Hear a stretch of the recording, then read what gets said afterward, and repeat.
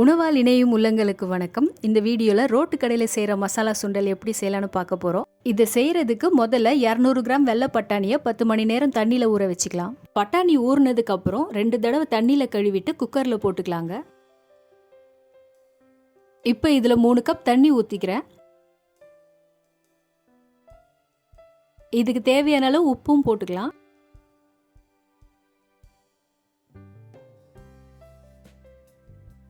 இப்போ இதை 4 விசில் வரைக்கும் விட்டுக்கலாங்க.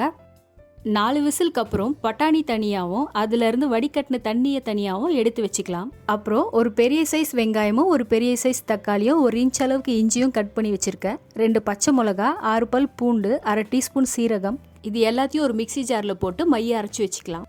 முதல்ல ஸ்டவ் ஆன் பண்ணிவிட்டு பாத்திரத்தில் 4 டேபிள் ஸ்பூன் எண்ணெய் ஊற்றிடலாம். இப்போ மிக்சியில் அரைச்சதை இதில் சேர்த்துக்கலாங்க.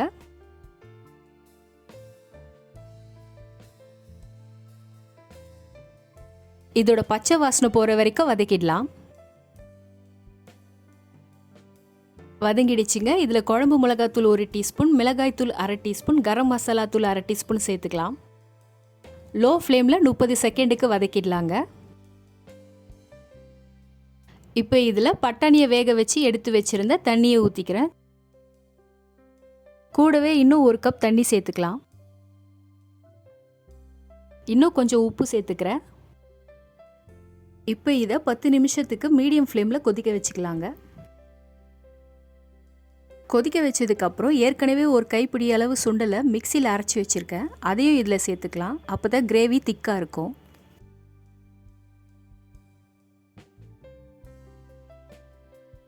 கடைசியாக சுண்டலை போட்டு இன்னும் 2 நிமிஷத்துக்கு கொதிக்க வச்சு ஸ்டவ் ஆஃப் பண்ணிடலாம். சுட சுட மசாலா சுண்டல் ரெடி ஆயிடுச்சுங்க.